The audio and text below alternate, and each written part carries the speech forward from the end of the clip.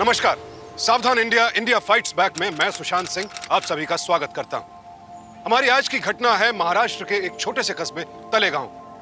ये शहर की भीड़-भाड़ से दूर एक बेहद खूबसूरत इलाका है। अभी आपने देखा कि एक सभ्य परिवार के बुजुर्ग व्यक्ति साइकिल पर घूम रहे थे और उनके पास पोस्टर्स का एक बंडल था। इन पोस्टर्स में कुछ लोगों के गायब होने की खबर थी। कौन थे ये लोग जो गायब हुए थे और इनसे इनका क्या संबंध था? अगर कोई संबंध था तो फिर पुलिस के पास जाने के बजाय ये बुजुर्गवार खुद लोगों के गायब होने के पोस्टर्स क्यों चिपका रहे थे? क्या थी पूरी कहानी, आइए देखते हैं।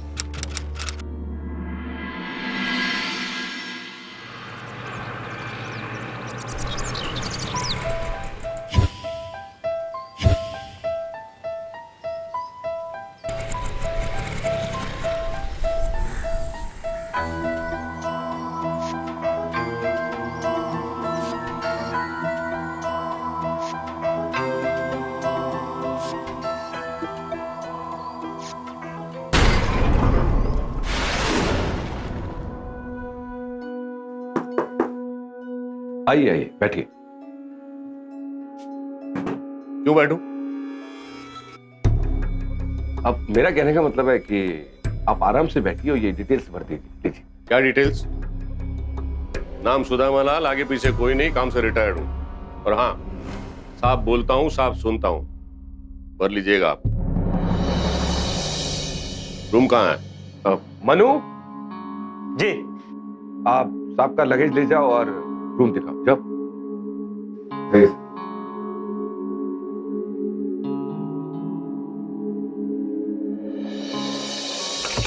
हाँ, और ये ओल्ड एज होम में सारे उम्र दराज लोग ही रहते हैं क्या? हाँ? तो भगवान ने आंखें दी है तो उसका यूज करो ना। अब सॉरी मत बोलना, चल जा। और तू मुंह खुलने के पैसे लेगा क्या? क्या अंकल, इस ओल्ड एज होम में जवान लोग रहेंगे क्या? बूढ़ा है क्या? नहीं ना? नहीं। चल।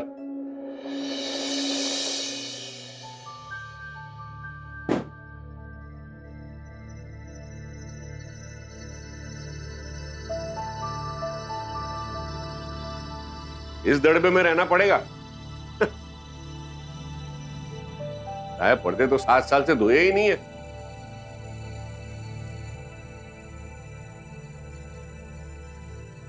हाँ, पिस्सू तो नहीं है ना? रात को सोने में तकलीफ होती है। ये बाथरूम कितने साल से धोया नहीं है? साफ करवाओ इसे। क्या नाम है तुम्हारा? मन्नू। ठीक है, जाओ, बाद में बुलाता हूं मैं।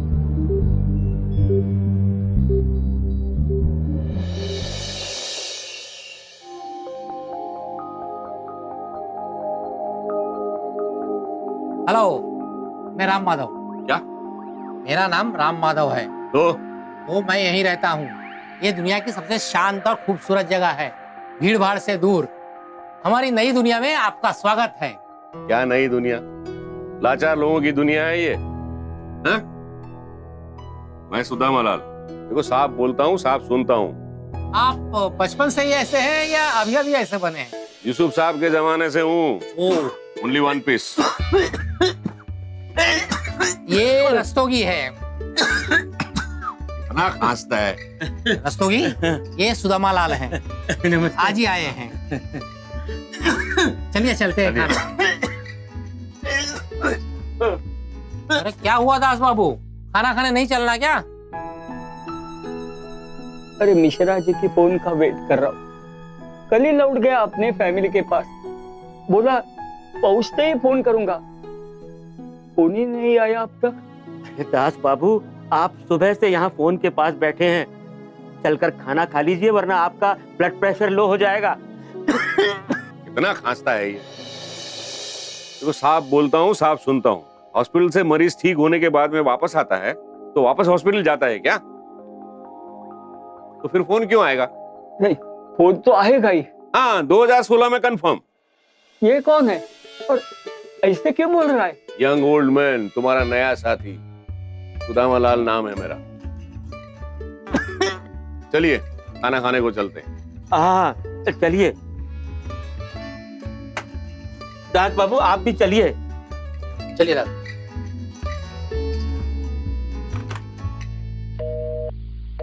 फोन तो चालू।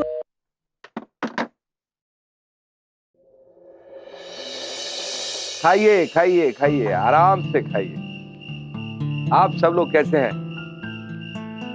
आज मैं आप सब लोगों से इस घर के नए मेंबर को इंट्रोड्यूस कराना चाहता हूं। आप हैं सुदामा लाल जी, आज से यहीं रहेंगे और ये आप सब लोगों से कुछ कहना चाहेंगे। प्लीज। सबसे नहीं, आपसे। मुझसे? साफ बोलता हूँ, साफ सुनता हूँ। सबसे पहले जाके मेरे कमरे के पर्दे और गद्दे चेंज करवाइए। जाइए। खड़े क्या हो? लाओ रोटी लेकर आओ।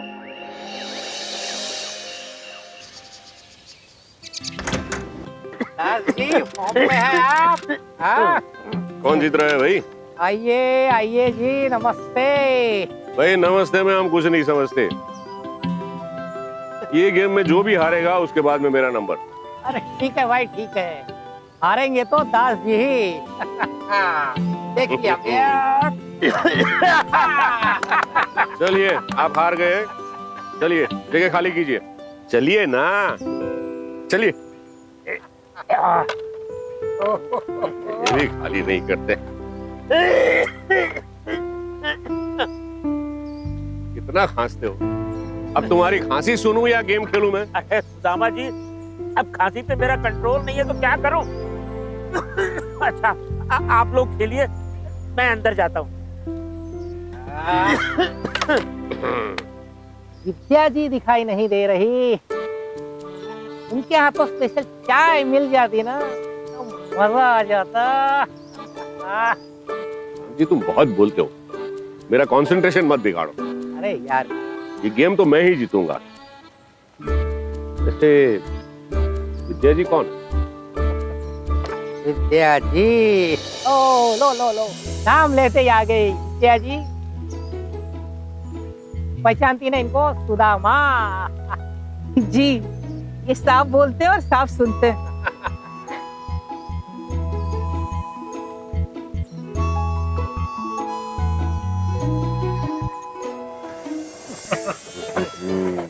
चलिए जनाब।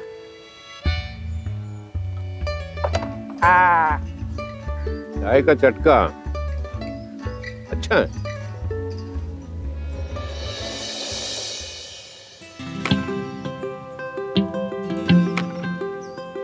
लो, ये गेम तो मैं जीत गया। Bad luck.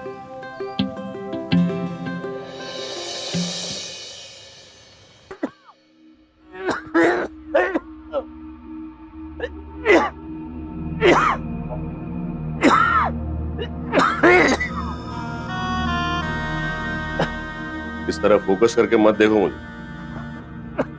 मारने नहीं आ।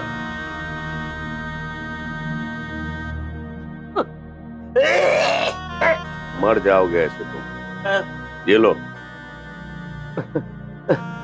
इसे पी लो, आयुर्वेदिक है, ठीक हो जाओगे। लेकिन ये कुछ बोलना नहीं, चुपचाप इसे पी लो और सो जाओ। कल तक खांसी चली जाएगी तुम्हारी। चलता हूं।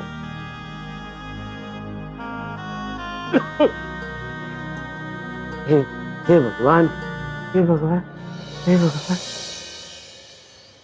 मिश्रा जी का फोन नहीं आया अभी तक। मैं भी यही सोच रही थी, कितने दिन हो गए। अरे हाँ, तुम्हारे भाई की तबीयत कैसी है? अरे नहीं, उसकी तबीयत ठीक नहीं है, उसका भी टेंशन रहता है। सोचती हूँ कुछ दिनों के लिए उसे यहीं बुला लूं। बुला लो, शहर की भीड़ भाड़ से दूर यहाँ शांति में उसे अच्छा लगेगा।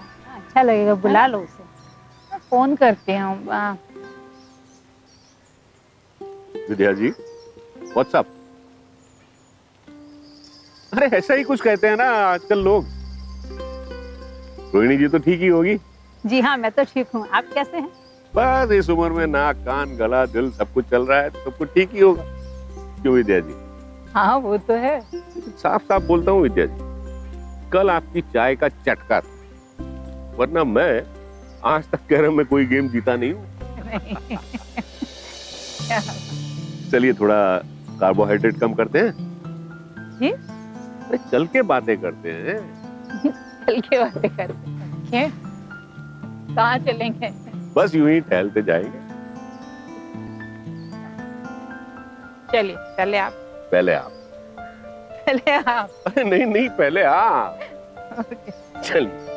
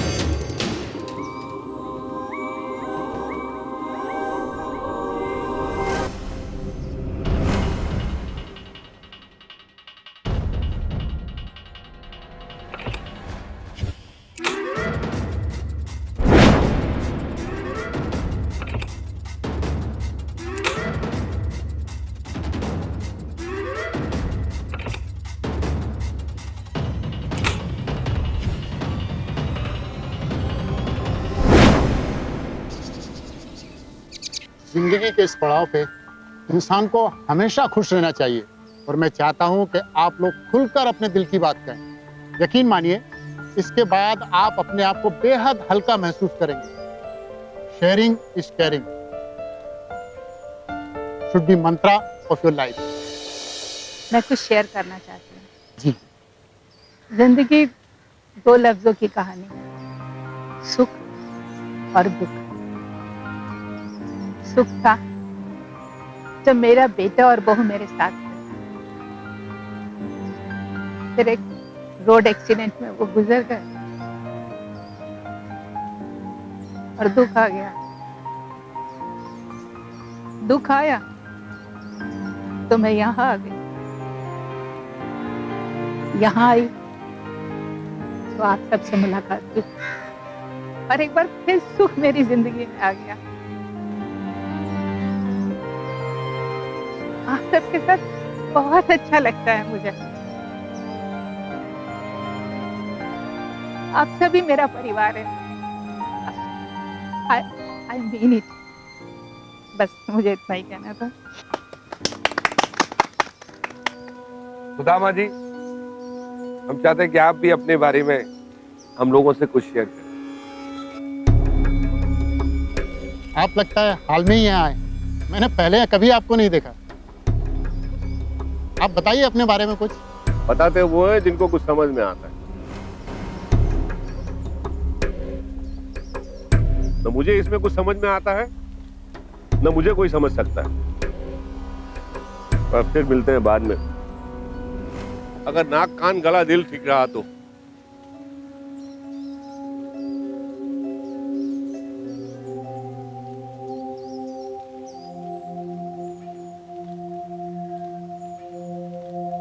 ये किसी के समझ में ही नहीं आया।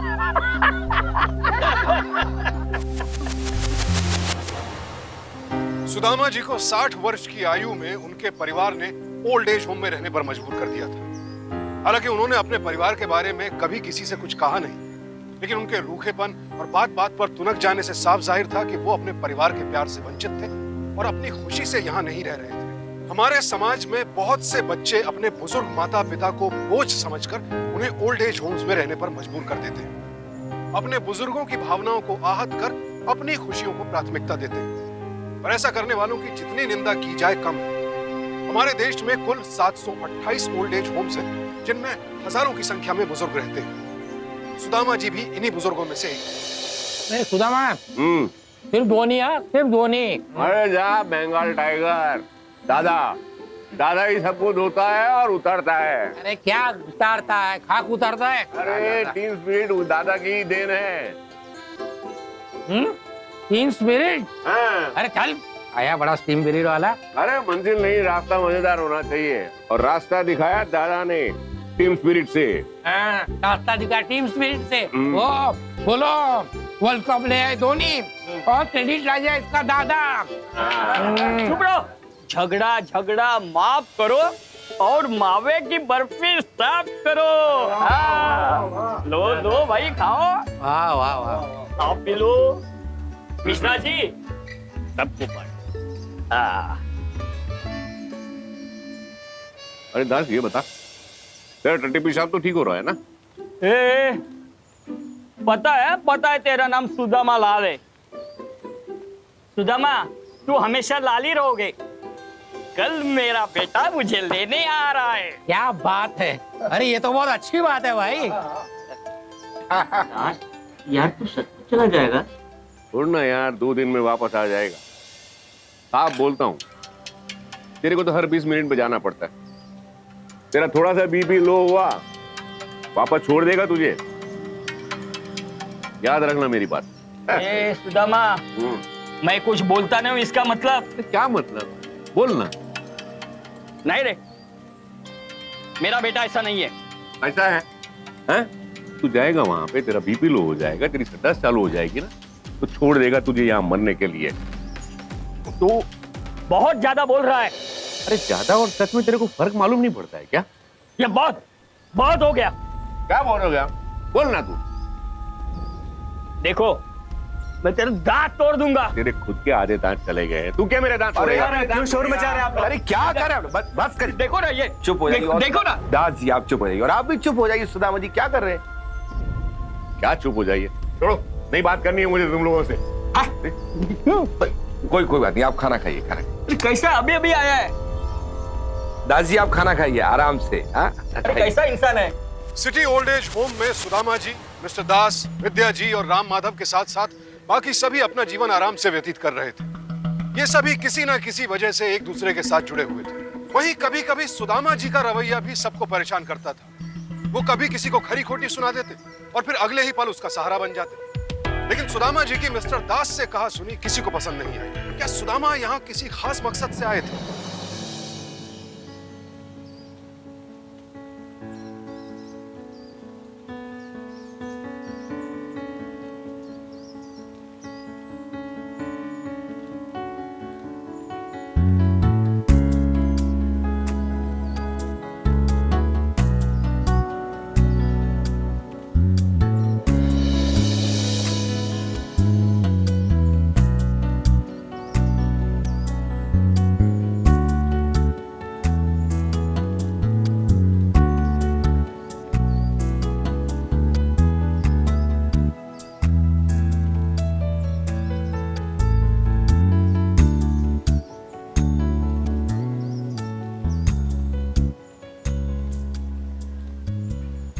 अच्छा है, किस्मत वाला है, बेटे ने वापस बुला लिया। नहीं तो हमारी कौन परवाह करता है।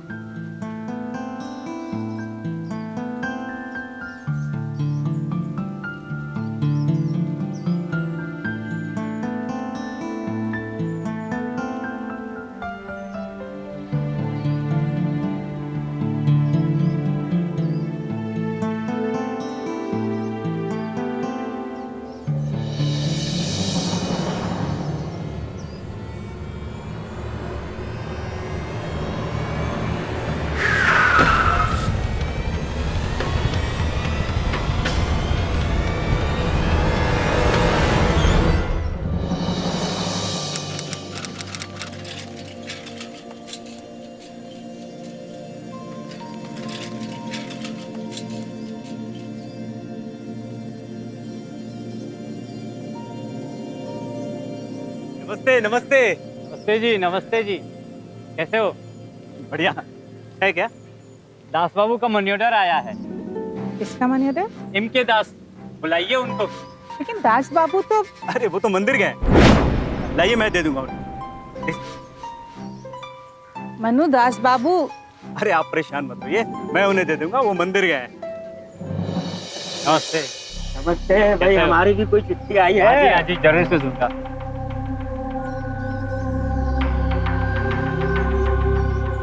क्या बात है? किसका लेटर आया? लेटर नहीं, मनी ऑर्डर था दास बाबू का। Money order? घर पहुंचने के बाद में मनी ऑर्डर करता है? अरे ऐसे कैसे हो सकता है? देखिए ना विद्या जी, पहले मिश्रा जी गए और उनका फोन भी नहीं आया, और अब दास बाबू के जाने के बाद उनका मनी ऑर्डर आ रहा है। अरे विद्या जी, दास बाबू अपने बेटे के पास सही सलामत पहुंचे भी कि नहीं? कुछ तो गड़बड़। सही बात है, चलिए वार्डन से जाके पूछते हैं। आइए। हाँ सुदामा जी चलिए, वार्डन को इस बात का जवाब देना होगा।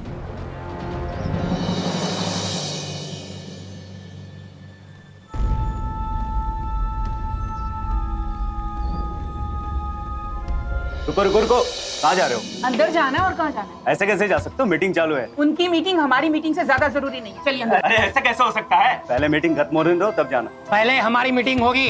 ओए, आप बोलता हूँ साफ सुनता हूँ। इंतजार गधे लोग करते हैं, क्या हम लोग गधे हैं? हाँ? ये बोलना जरूरी है क्या? क्या हुआ? आप लोगों को कोई परेशानी? हाँ परेशानी है, दास भाई के बारे में बात करनी है हम लोगों को। हाँ हाँ, मनु ने मुझे बताया है, मनी ऑर्डर आया हुआ है। हाँ मगर दास भाई घर पहुंच गए, उसके बाद मनी ऑर्डर कैसे आया? और उनको बेटे के पास पहुंचाया कहीं और? आप लोग गलत समझ रहे हैं, ऐसी बात नहीं है। देखिए कभी कभी ऐसा होता है कि मनी ऑर्डर लेट पहुंचता है। हाँ तो इतना लेट कैसे हो गया मनी ऑर्डर? अरे सर, लोगों के पास कोई काम नहीं, बस ऐसे शोर मचाते रहते। एक काम कीजिए, आप अंदर जाइए, मैं इनसे बात करता हूँ। तुमसे किसने कहा बीच में बात करने को? हाँ, जाओ अपना काम करो, जाओ। आप लोग चिंता मत करिए, मैं खुद पर्सनली जाकर दास बाबू को ये मनी ऑर्डर दे दूंगा। हाँ, बाकी क्यों लेट हुआ मैं खुद पता करता हूँ। ठीक है, पता कीजिए और बताइए। हाँ। जी जी, मैं बताता हूँ और आप लोग जाइए और आराम करिए। हाँ, मैं बताता हूँ। जाइए जाइए, चलो।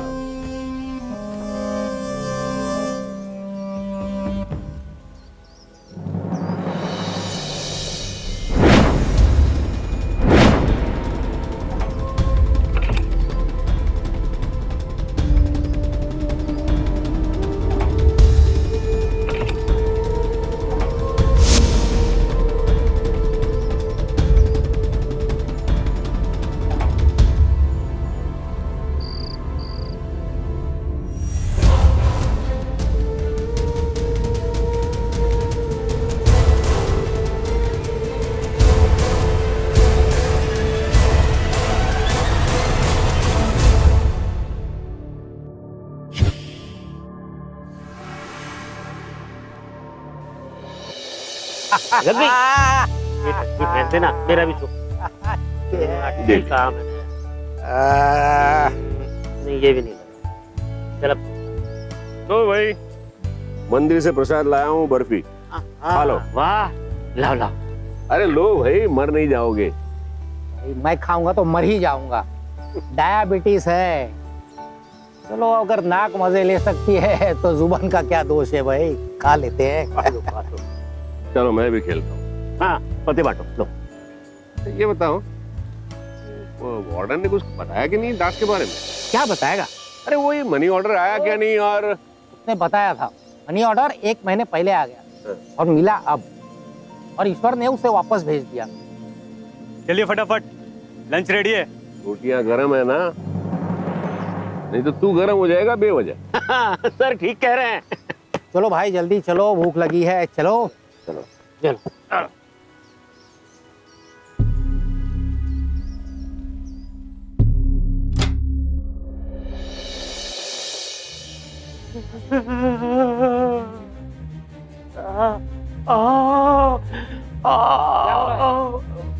दर्द हो रहा है पेट में। कहाँ? यहाँ दर्द हो रहा है?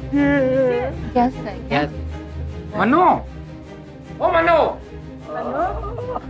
जाओ जल्दी से डॉक्टर को बुलाओ, जाओ। लंबी सांस लीजिए थोड़ी सी। जल्दी से डॉक्टर को बुलाओ, बहुत दर्द हो रहा है। ठीक है, जाओ। विद्या जी बर्दाश्त नहीं हो रहा। डॉक्टर को बुला रहे हैं। कुछ करिए ना।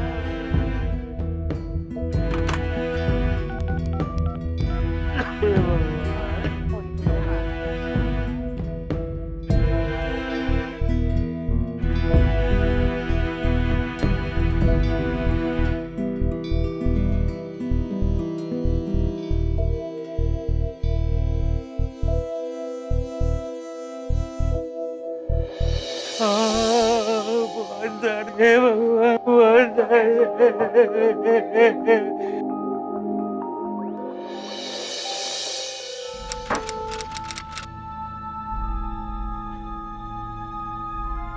ईश्वर जी, पूरे 2 दिन हो गए, और रस्तोगी जी का अभी तक कुछ पता नहीं चला। आखिर बात क्या है? अरे आपने हमें इन्फॉर्म तो करना चाहिए था कि उनकी तबीयत कैसी है। कैसे बताता मैं आप लोगों को? उनके रिश्तेदारों ने चार्ज जो ले लिया तो हम भी बेफिक्र हो गए बस। अरे ऐसे कैसे हो सकता है? अरे रस्तोगी का सामान भी उनके कमरे में ही है। ऐसा हो ही नहीं सकता है कि रस्तोगी जी हमें बिना मिले चले जाए। पहले साजिद भाई, फिर मिश्रा जी, दास और अब रस्तोगी जी, सभी अचानक चले गए। बड़ी अजीब बात है। अरे मैं किसी को थोड़ी रोक सकता हूँ। कल को आपका कोई रिश्तेदार आपको लेने आए तो मैं उसे रोक सकता हूँ? नहीं ना। आप बेवजह टेंशन ले रहे हैं। ऐसे कैसे बोल रहे हैं आप? हैं? हम लोग इतने दिनों से एक साथ रह रहे हैं, एक परिवार की तरह। हम में से कोई मिसिंग होगा तो टेंशन तो होगा ही ना। और फिर आपकी कोई जिम्मेदारी है या नहीं? शांत हो जाइए विद्या जी, हमें इनकी बातों में कोई भरोसा नहीं है, तो इनसे बहस करने का भी कोई फायदा नहीं है। चलिए।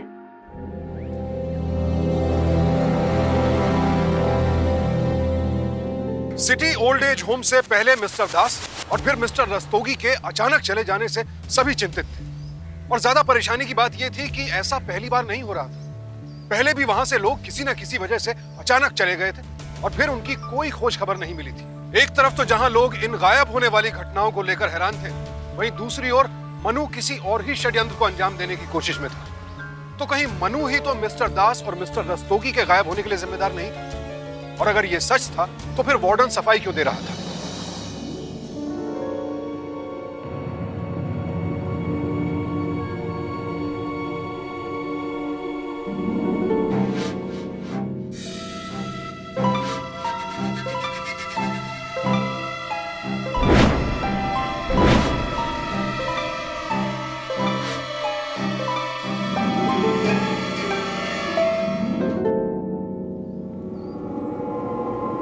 चल रहे हो सुदामा? मंदिर जा रहे हैं? नहीं, आप लोग निकलिए, मुझे थोड़ा काम है यहाँ पे। ठीक है, हम आते हैं। हाँ। अच्छा।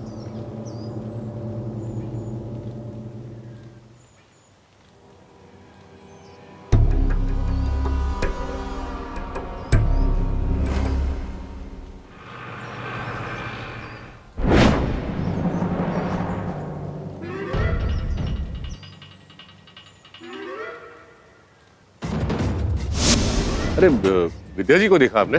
नहीं तो ये देखा, कहाँ गई होगी?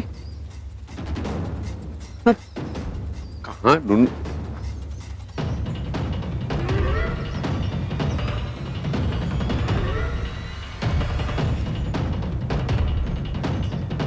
अरे सुदामा जी, विद्या जी को देखा कहीं? अरे मैं भी तो आपसे यही पूछने वाला था कि आपने विद्या जी को देखा? अरे कमाल है। अरे उनकी एग्जिट पर 3 लोगों के साइन है और आने पर सिर्फ 2 ही लोगों की। अरे राम जी, आपने विद्या जी को देखा कहीं? नहीं। क्यों, क्या हुआ? अरे उनकी एंट्री में साइन नहीं है।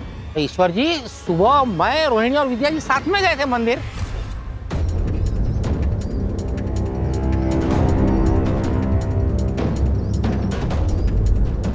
विद्या जी, कौन था वो आदमी? वो मेरे भतीजे का दोस्त है, बता रहा भाई की तबीयत बहुत खराब है। मैं उसके साथ घर जा रही हूँ, यही पास में रहती। शाम को वापस आ जाऊंगी। जी हाँ। अच्छा, ठीक है। बड़े अजीब पागल हो आप भी। कहाँ है वो?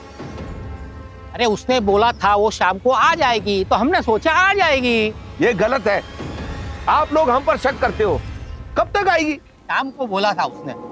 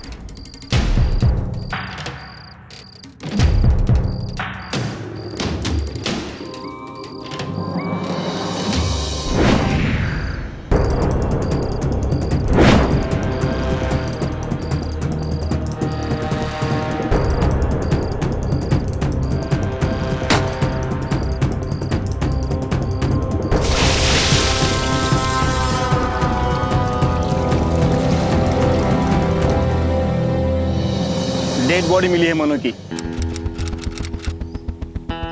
मनु यही रहता था ना? सब यही रहता था, लेकिन ये सब कैसे हुआ? मनु के बारे में ऐसी कोई बात जिसे आपने नोटिस किया हो? ऐसा वैसी तो कोई विशेष बात नहीं, लेकिन हाँ, कभी कभी बड़े अजीब ढंग से बिहेव जरूर करता था। आपको किसी पर शक? ऐसा तो कोई नहीं जिस पर शक हो। ठीक है, जैसे हमें कुछ पता चलता है बुलाऊंगा आपको। ठीक है सर।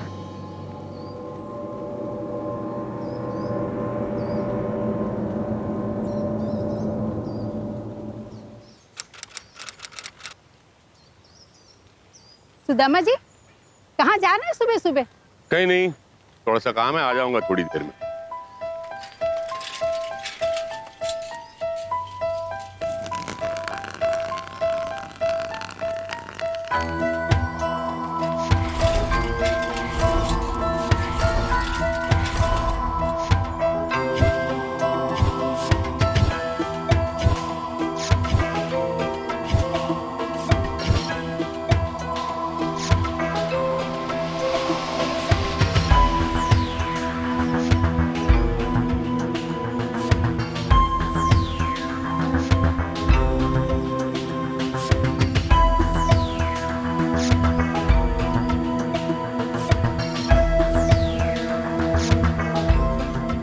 मुझे इनका पता लगाना ही होगा।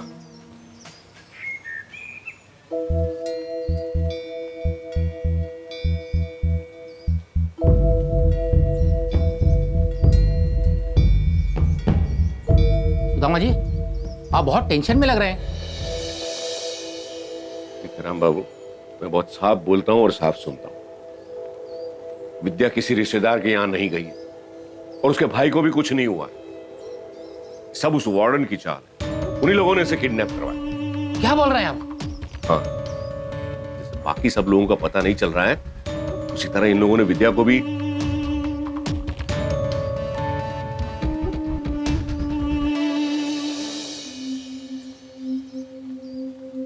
विद्या मेरी पत्नी है। क्या बोल रहे हैं आप? सच में?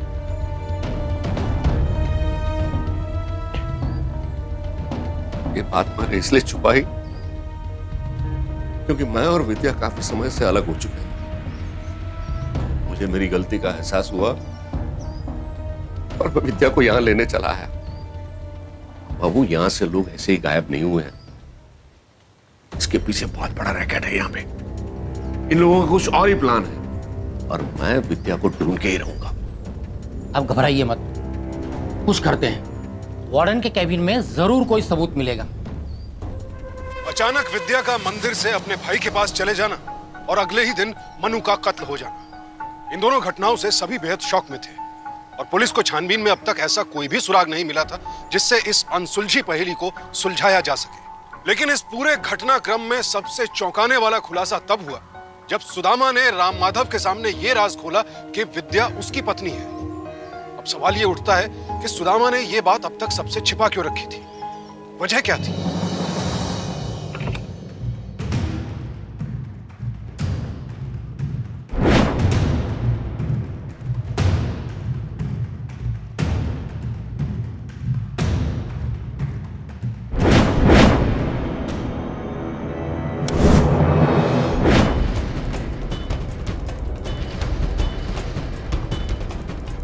क्या सोचा तुम लोग? हमारी आंखें बंद? हाँ? पकड़ो, लेके जाओ।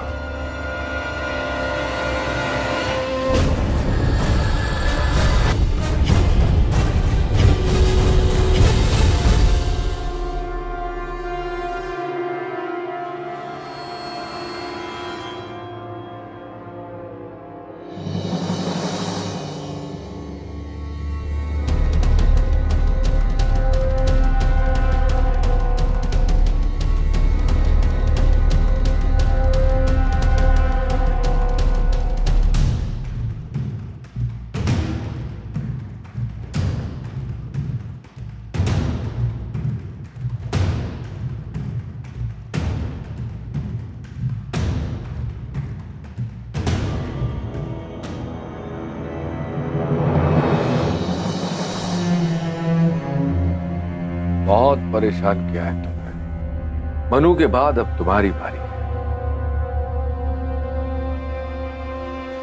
मनु को तुमने? नहीं, मनु को मैंने नहीं कुछ किया, वो तो हमारे साहब ने।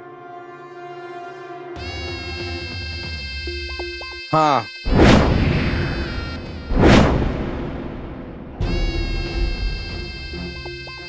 ब्लैकमेल कर रहा था। सर, मनु हमें ब्लैकमेल कर रहा है, बहुत ज्यादा पैसे मांग रहा है और बोलता है अगर आपने पैसे नहीं दिए तो पुलिस में जाने की धमकी देता है। क्या करना चाहिए सर? कुछ करता हूं।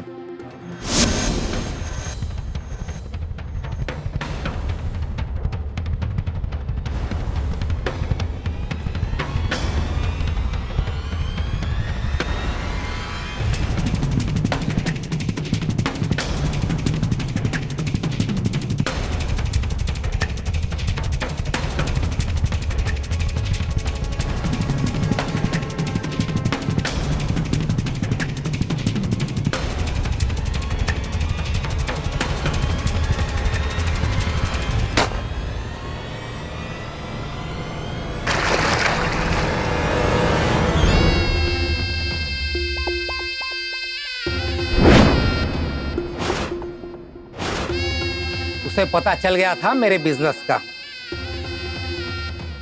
मेरा छोटा सा बिजनेस है। तुम जैसे बूढ़े जिनका कोई नहीं होता उन्हें मैं काम पे लगाता हूं, लेबर जॉब। बहुत पैसा मिलता है विदेशों में।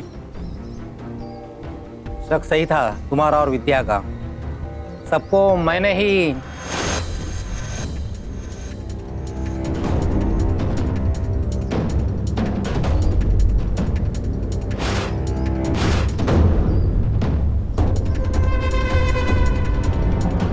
का कोई सहारा नहीं होता, वो हमारा सहारा बन जाता है। लेकिन मैंने एक गलती कर दी। तुम्हारी पत्नी विद्या, उसको उठा लिया और तुम तो साफ बोलते हो, इसलिए तुम्हें भी उठा लाना पड़ा। साफ तो मैं बोलता हूं, फिर तुम्हें बोलता हूं, विद्या मेरी पत्नी नहीं है। क्या? झूठ बोला था मैंने, ताकि तुम वो करो जो तुमने किया। तुम्हारे बारे में तो मैं पहले से जानता था। राजन दुआ, अब तुम भी सुनो पुलिस की आवाज साफ साफ।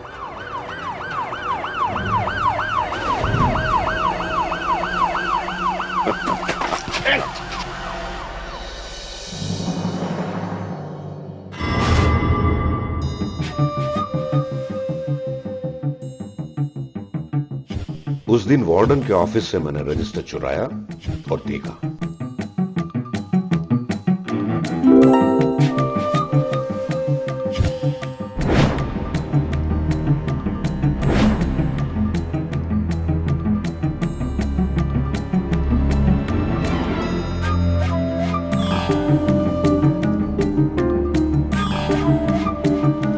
बाकी सबके नाम है, लेकिन राम माधव का नाम और रिकॉर्ड कुछ भी नहीं।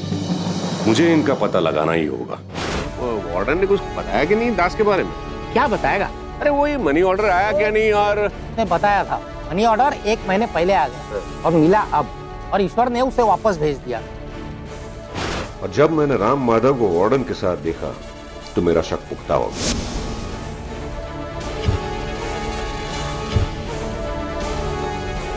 ये देखिए, ये आदमी है राम माधव। पता करो इसका। जी सर,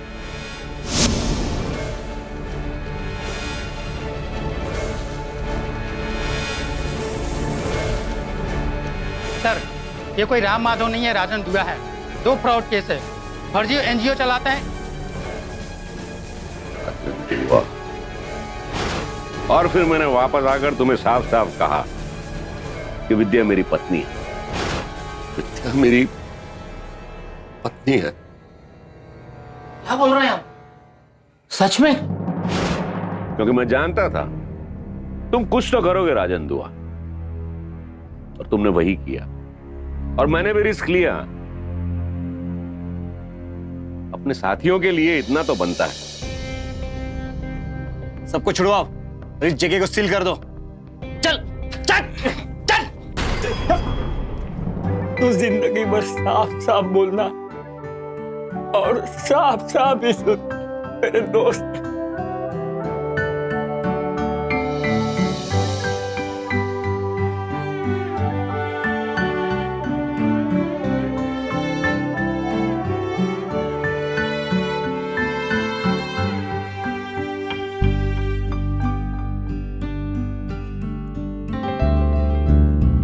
चाय का चटका मारना है क्या?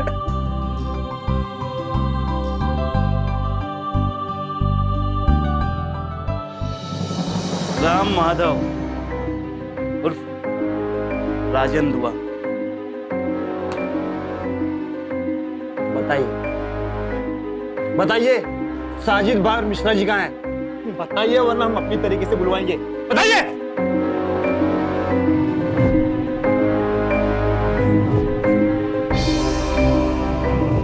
शर्म आनी चाहिए आपको, शर्म आनी चाहिए आपको। सीनियर सिटीजन है ना आप? हाँ?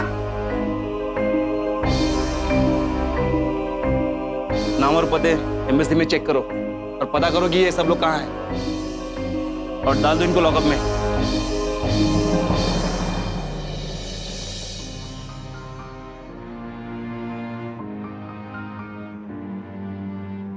साफ बोलता हूं, साफ सुनता हूं और साफ समझता भी हूं।